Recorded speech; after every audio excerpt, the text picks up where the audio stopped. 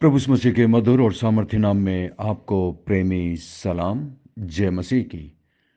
Daily Bible संदेश में आपका हार्दिक स्वागत है। आज 8 जनवरी है और परमेश्वर को धन्यवाद कि उसने हमें फिर से एक नया दिन दिया है, एक नया सवेरा दिया है, ताकि हम अपने जीवन के चाल चलन, सोच विचार और आचरण के द्वारा उस परमेश्वर को महिमा दें जिसने हमें ये आज की जिंदगी दी है। और वैसे भी हमारी जिंदगी उसकी अमानत है, उसकी दी हुई है। उसने हमें अपने पुत्र प्रभु यीशु मसीह के लहू से खरीद लिया है। अब हमारे जीवन का एकमात्र मकसद ये है कि हम अपने जीवन से, अपने चाल चलन, सोच विचार के द्वारा उस परमेश्वर को महिमा दें जिसने हमें ये जिंदगी दी है। आज की तारीख के अनुसार आज हमें इफिसियों की किताब 6 अध्याय, इफिसियों की किताब 6 अध्याय और उसकी 18 आयत से आगे पढ़ना है।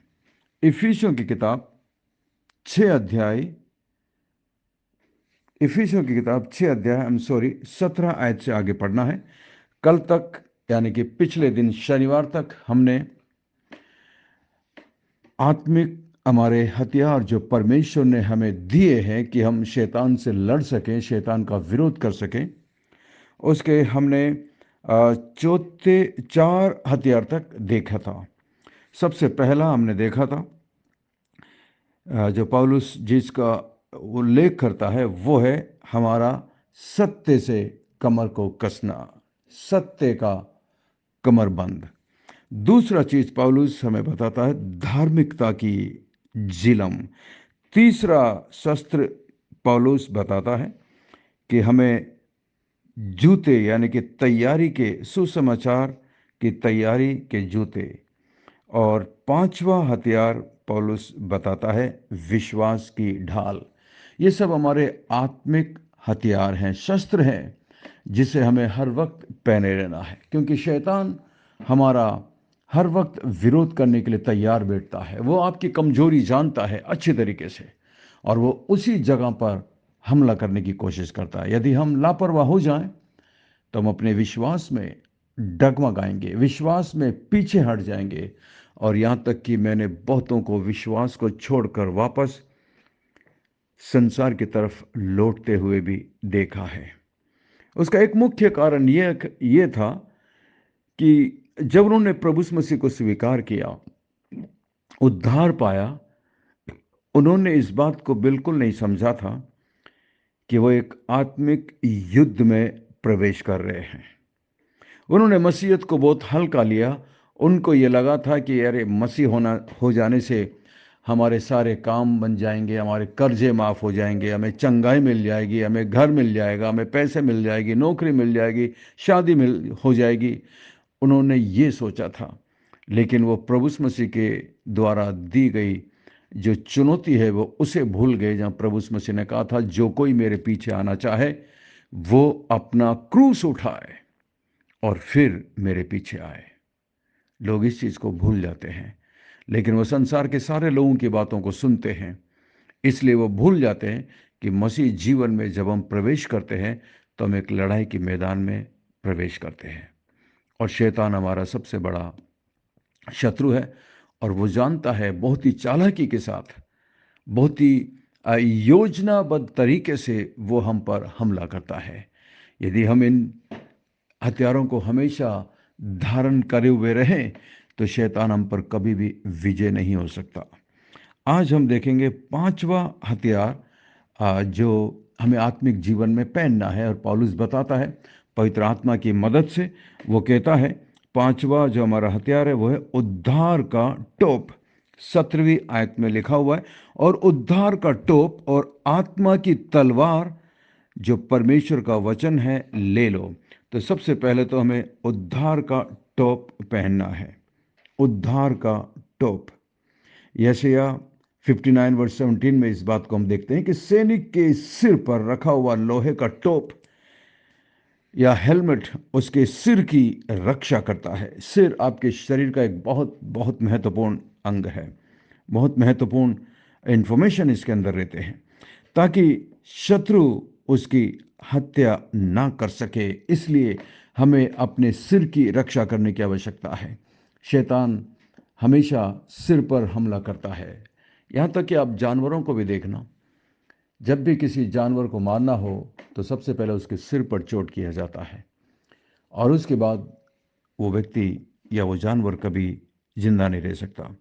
और इस तरीके से शैतान हम पर हमला करता है, हमारे सिर पर। उद्धार का टोप शैतान के द्वारा की जाने वाली हमारी आत्मिक हत्या से हमारी रक्षा करता है। टोप हमारे उद्धार, हमारे अनंत जीवन का आश्वासन है। अगर हम अपना टोप पहनेंगे तो शैतान हमारे अनंत जीवन को हमसे छीन नहीं सकता, हमारे अंदर संदेह उत्पन्न नहीं कर पाएगा। यदि आप हमेशा इस आश्वासन को रखें कि मैंने सच में उद्धार पाया है, मैं परमेश्वर की संतान हूं, मैं उसका बेटा और उसकी बेटी हूं, ये आश्वासन आपके अंदर हमेशा होना चाहिए। शैतान आपके अंदर, आपके दिल और दिमाग में डाउट उत्पन्न करेगा, संदेह उत्पन्न करेगा। और जब संदेह उत्पन्न शैतान आपके दिमाग में करने में यदि समर्थ हो जाए, तो फिर आप धीरे धीरे परमेश्वर के वचन पर संदेह करेंगे। वचन पर जब आप संदेह करेंगे तो आप पढ़ना छोड़ेंगे। जब आप बाइबल पढ़ना छोड़ेंगे तो आप आत्मिक जीवन में मजबूत नहीं होंगे। आप चर्च जाना छोड़ देंगे और धीरे धीरे इस प्रकार आप कमजोर होंगे और शैतान आपके सिर पर हमला करेगा। आत्मिक तौर से आपकी मृत्यु हो जाएगी। इसलिए उद्धार का टोप हमेशा पहनिएगा। उद्धार का टोप, उद्धार का आश्वासन। अब उसके बाद अंत में है छठवां जो हथियार है, वो भी इसी आयत में लिखा है, और वो है आत्मा की तलवार। हमेशा ध्यान दीजिए कि हथियार के पहले 5 भाग रक्षात्मक स्वभाव के हैं, जो हमारी रक्षा करने के लिए हैं, और इस तरीके से वो हमारी रक्षा करते हैं। जबकि छठवां जो हथियार है तलवार, केवल यही एक चीज है जिससे हम आक्रमण कर सकते हैं, आक्रामक स्वभाव का है। बाकी जितने भी जो हमारे शस्त्र हैं, जो परमेश्वर अपने वचन में हमें देता है, वो सब हमारी रक्षा के लिए हैं। केवल एक ही चीज है जिससे हम आक्रमण कर सकते हैं, शत्रु पर वार कर सकते हैं, और वो है आत्मा की तलवार, यानी कि परमेश्वर का वचन। कितना महत्वपूर्ण है! परमेश्वर का वचन है आत्मा की तलवार। पवित्र आत्मा शैतान से लड़ने के लिए जिस तलवार को इस्तेमाल करता है, वो है परमेश्वर का वचन। दो धारी तलवार है।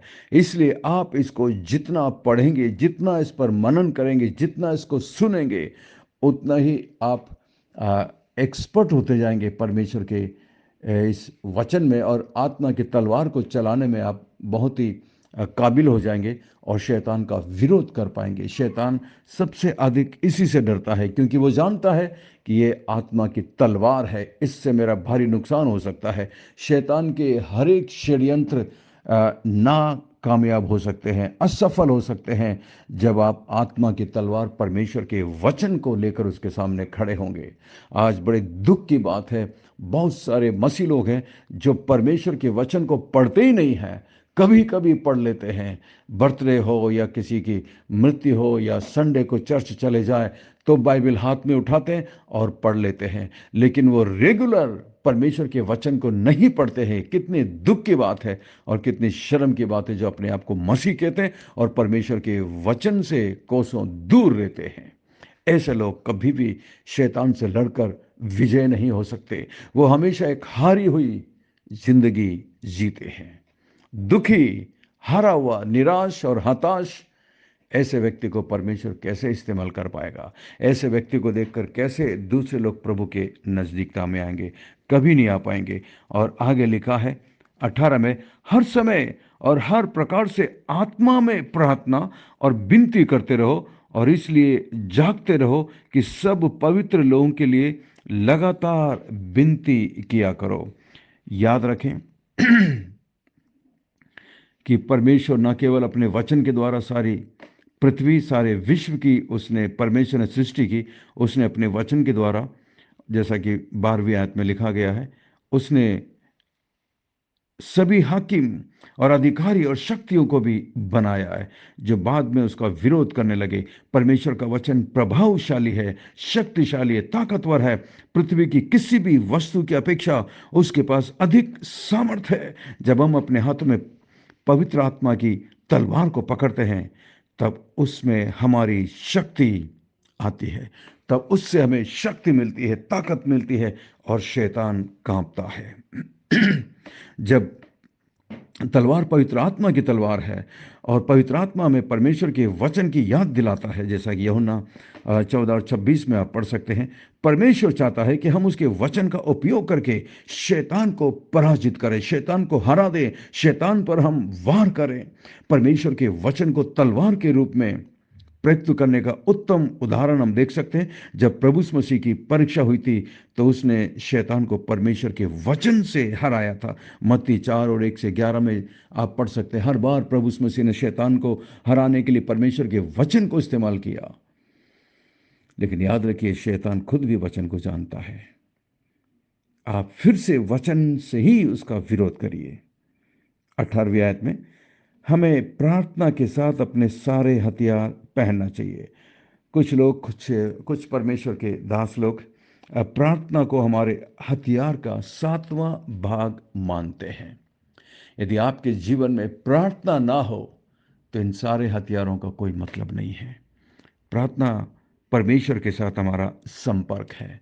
जब आप प्रार्थना नहीं करते, प्रार्थना का जीवन नहीं होता है, तो आप एक तरीके से परमेश्वर से आपका संपर्क टूटा हुआ है। वैसे जैसे कि कोई बिजली का तार अपने मेन सोर्स से अलग हो जाए, तो क्या होगा? करंट नहीं आएगी, बिजली नहीं आएगी। आपके घर का यदि मेन तार काट दिया जाए, फिर आपके घर में कितने ही अच्छे बल्ब हों, कितनी अच्छी डेकोरेशंस हो, सब व्यर्थ होगा। आपको मेन तार से जुड़ा रहना है, और वो है परमेश्वर, पवित्र आत्मा। इसलिए हर वक्त यहाँ पर लिखा, पौलुस कहता है, हर समय, हर समय, कैसे हर समय? हर वक्त प्रार्थना के मोड में रहिएगा। हर वक्त अपने दिल में परमेश्वर से बात करिए। हर वक्त प्रार्थना के मूड में रह सकते हैं। इसलिए पौलुस कहता है, निरंतर प्रार्थना में लगे रहो। Pray without ceasing. How can we pray without ceasing? हर वक्त प्रार्थना के मूड में रहिएगा, परमेश्वर से बात करते रहिएगा। आपको हर बार आंख बंद करने की जरूरत नहीं है। आप आंख खुला रखते हुए भी अपने मन में, अपने दिल में परमेश्वर से प्रार्थना कर सकते हैं। इसलिए यहाँ पर लिखा, हर समय और हर प्रकार से आत्मा में प्रार्थना करो। आत्मा में प्रार्थना करो। आपको आपकी आवाज़ भी आने की ज़रूरत नहीं है जब आप आत्मा में प्रार्थना करते हैं। और इस तरीके से यदि आप करते रहेंगे, तब आप एक एक बहुत ही सामर्थी योद्धा की तरह शैतान के सामने खड़े रह सकेंगे। और इसके साथ साथ सभी पवित्र लोगों के लिए, एक दूसरे के लिए प्रार्थना करिए। सभी मसीहों के लिए प्रार्थना करिएगा।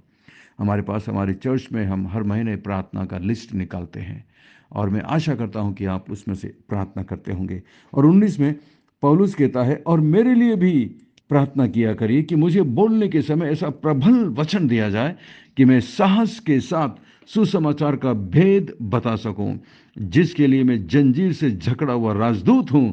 और ये भी कि मैं उसके विषय में जैसा मुझे चाहिए साहस से बोलूं।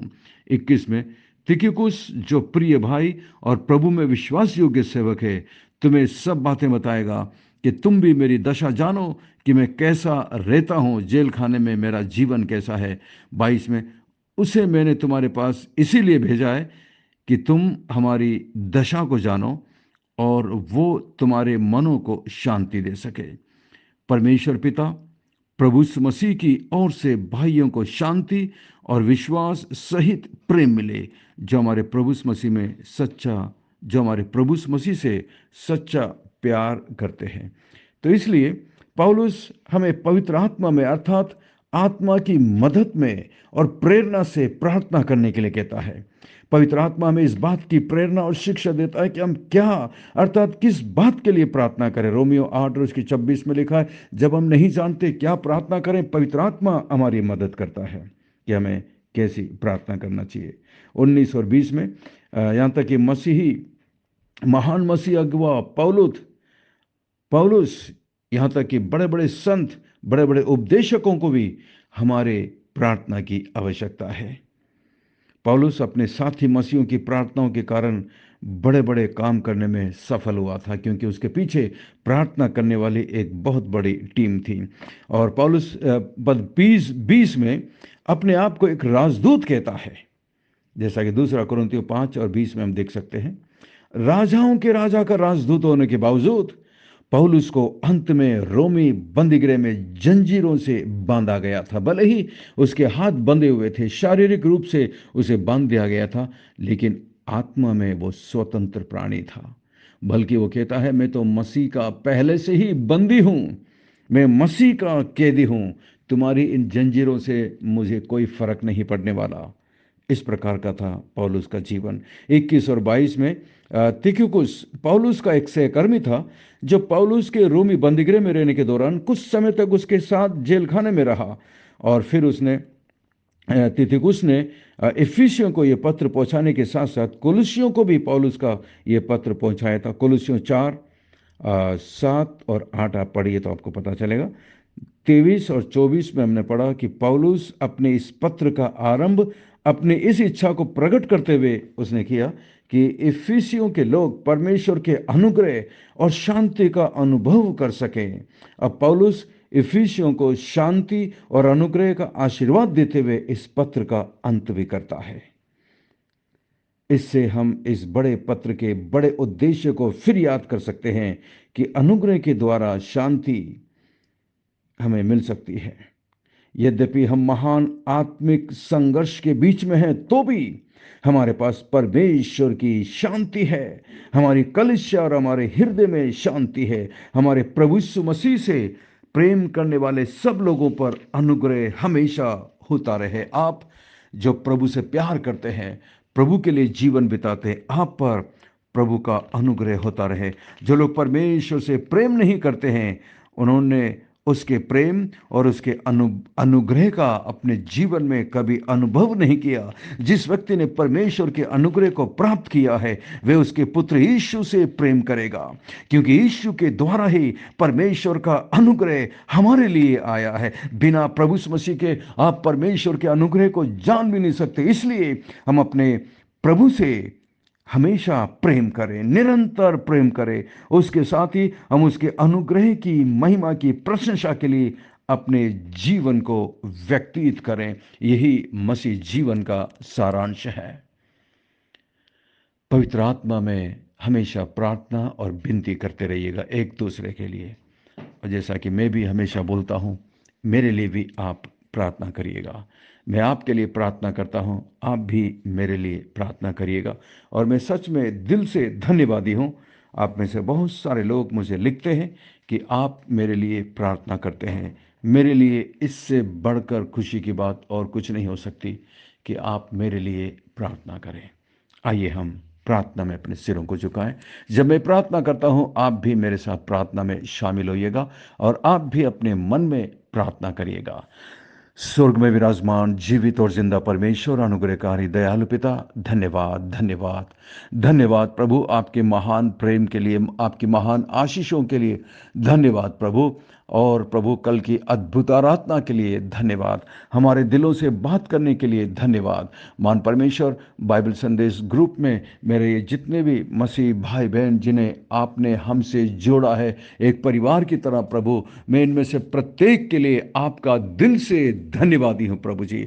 विशेषकर वे लोग प्रभु जिनके दिल में आपने एक बोझ दिया है कि वो हमारे बाइबल संदेश को मदद कर सके, अपने आर्थिक भेंट के द्वारा, हमारे लिए प्रार्थना करने के द्वारा, हमारे इस सेवकाई को मदद करने के लिए जो इच्छा और जो बात आपने इनमें से प्रत्येक के हृदय में डाला है, उसके लिए प्रभु मैं दिल से धन्यवादी हूँ। मान परमेश्वर, मैं प्रार्थना करता हूँ प्रभु जी, मेरी सिस्टर, मेरे भाई जो इस वक्त मेरे साथ प्रार्थना में है प्रभु जी, मैं नहीं जानता प्रभु उनकी परेशानी, उनकी बीमारी, उनकी तकलीफ क्या है, लेकिन आप सब कुछ जानते हैं मान परमेश्वर। मैं प्रार्थना करता हूँ मान परमेश्वर सिस्टर बीना के लिए प्रभु जी, उनके बच्चे के लिए मैं प्रार्थना करता हूँ प्रभु, अनुग्रह करिए, दया करिए मान परमेश्वर। धन्यवाद प्रार्थना को सुनने के लिए प्रभु। मैं प्रार्थना करता हूँ सिस्टर रीना के लिए प्रभु जी, उनके परिवार के लिए, उनके बच्चे के लिए मैं प्रार्थना करता हूँ, आप अपने हाथों को बढ़ाकर उन्हें छू लेना मान परमेश्वर। और मैं प्रार्थना करता हूँ मान परमेश्वर आपके प्रेम के लिए, आपके अनुग्रह के लिए धन्यवाद देता हूं प्रभु जी। इस ग्रुप में हमारे जितने भी आपके परिवार से प्रभु जी, जितने भी आपके बंदे जुड़े हुए हैं प्रभु, महान परमेश्वर आपके लोग जितने भी इस बाइबल संदेश में जुड़े हुए हैं प्रभु, मैं प्रत्येक के लिए प्रार्थना करता हूं प्रभु जी। मैं प्रार्थना करता हूं मान परमेश्वर सिस्टर आंटी प्रेमला के लिए मान परमेश्वर, आंटी गीता के लिए मैं प्रार्थना करता हूं, और आंटी आशा के लिए प्रार्थना करता हूं प्रभु। इन तीनों पर आपकी दया, आपका अनुग्रह बना रहे मान परमेश्वर। धन्यवाद प्रभु। मैं प्रार्थना करता हूं ब्रदर गैरी के लिए, सिस्टर मैगी के लिए प्रभु जी, आप उन पर भी अपनी दया, अपना अनुग्रह बनाए रखना मान परमेश्वर। उनके बच्चों को आशीष देना प्रभु। मैं प्रार्थना करता हूं सिस्टर रियोना के लिए प्रभु जी। मैं प्रार्थना करता हूं मान परमेश्वर ब्रदर ट्रेवर के लिए प्रभु जी, और रेनेल और अमित के लिए मैं प्रार्थना करता हूं प्रभु, तेरा अनुग्रह, तेरी दया इन पर निरंतर बनी रहे, इनके आने जाने में रक्षा करना मान परमेश्वर। और मैं प्रार्थना करता हूं प्रभु हमारे चर्च के बाबा के लिए प्रभु जी, भाई रघुनाथ के लिए मैं प्रार्थना करता हूं प्रभु, और सिस्टर रोजलिन के लिए हम प्रार्थना करते हैं, इन पर अनुग्रह और दया करना मान परमेश्वर। विशेषकर प्रभु जी सिस्टर रोजलिन के लिए प्रार्थना करते हैं प्रभु, इस सर्दी में प्रभु जो तकलीफ है प्रभु आप सब कुछ जानते हैं, उन पर अनुग्रह और दया करना प्रभु जी। और मैं प्रार्थना करता हूं मान परमेश्वर सिस्टर रेचल के लिए, उनकी बेटी मैगी के लिए प्रार्थना करता हूं, उनके परिवार के लिए प्रार्थना करता हूं, उनके बच्चे के लिए प्रार्थना करता हूं प्रभु जी।